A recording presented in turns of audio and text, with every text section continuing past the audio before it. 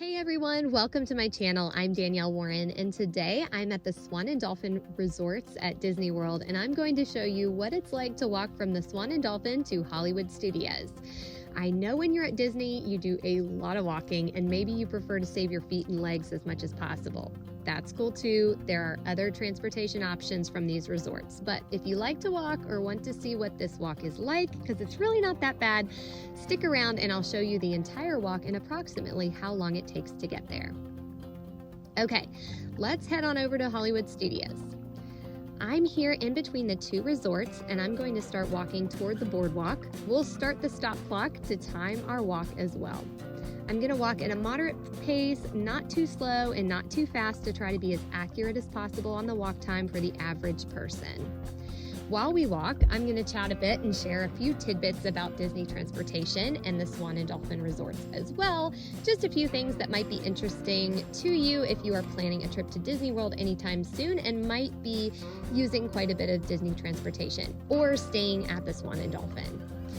I love staying at these Marriott-owned resorts while at Disney for several reasons. They are in the center of Disney property. They are usually the most affordable of the Disney Deluxe resorts. I can earn or use Marriott points on my stays, and they are walking distance or a boat ride away from Epcot and Hollywood Studios. Staying in the Boardwalk Resort area and being so close to two Disney parks is a huge perk of staying at the Swan and Dolphin.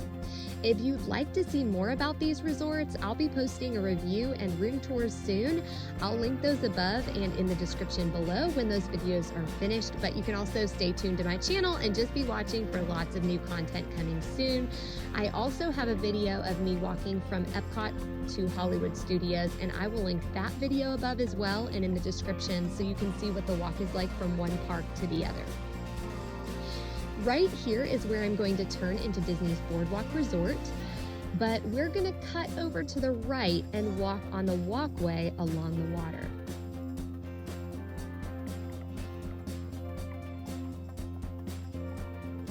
Now, as we're walking, this is probably the longest stretch, so I'm just going to chat a little bit with you guys as I'm walking.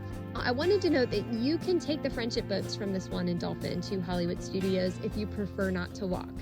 I generally prefer to take the boat because it is pretty quick from the Swan and Dolphin to Hollywood Studios. But on the contrary, if I'm heading to Epcot from the Swan and Dolphin resorts, I usually walk because the boats stop at every other resort, the Boardwalk and the Yacht and Beach Club, before the final stop at the International Gateway by the France Pavilion in Epcot.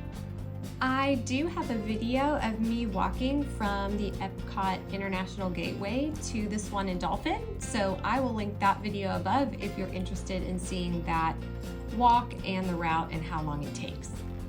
It does make more sense, however, to take the boats to Hollywood Studios because the Swan and Dolphin is the final resort stop when going the direction of Hollywood Studios.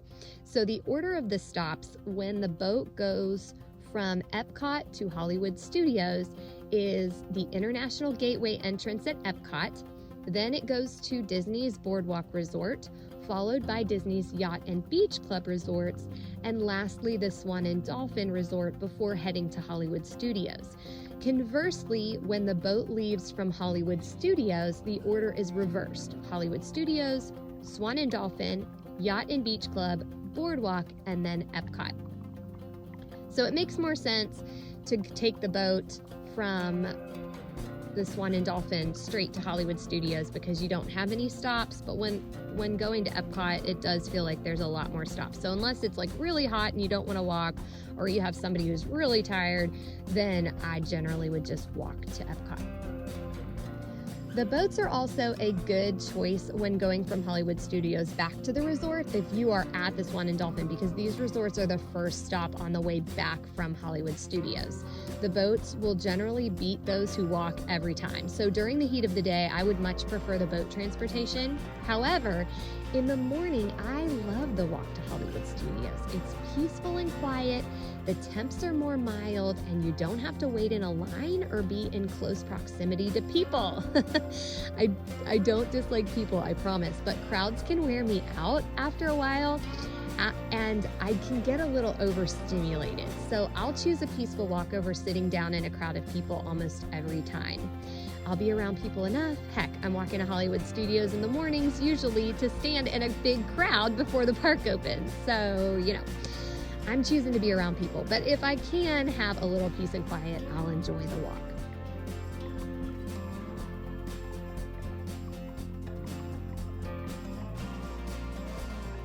Once I get under this overpass, we will be able to see Hollywood Studios and the Skyliner.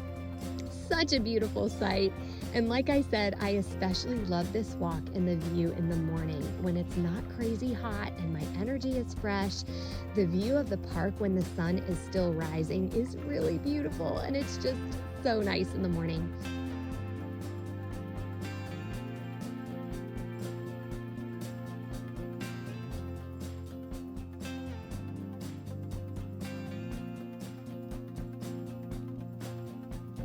You'll notice up here that the resort buses drop off over to my left.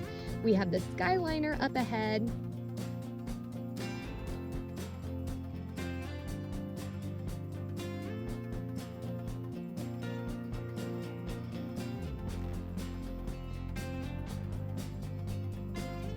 And when I turn right at the corner by the Skyliner is when I start to get all of my items together to prep for going through security so I don't get stopped for a bag check. If you want tips on how to avoid the long bag check and security screening lines when you enter the park in the morning or any time of day, click the link above or in the description below for my Disney security tips video. Believe me, once you figure this out, it saves a lot of frustration at the beginning of your park day or all throughout the day if you're park hopping. All right, and we made it to Hollywood Studios. Now that I'm here, I'm ready to visit Galaxy's Edge for a cold brew black calf coffee, followed by the thrill of Tower of Terror. Anybody with me? It takes approximately somewhere between 15 to 17 minutes to walk from the Swan and Dolphin to the park, depending, of course, on your pace. It took me about 16 minutes. I tried to walk a moderate pace to be fair for this video. Normally, I'm a speed walker.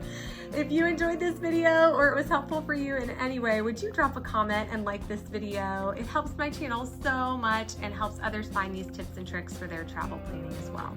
If you want to see some Disney World vlogs, check out this playlist. And if you want to see more Disney transportation videos, check out this playlist to help you master getting around at the Disney parks.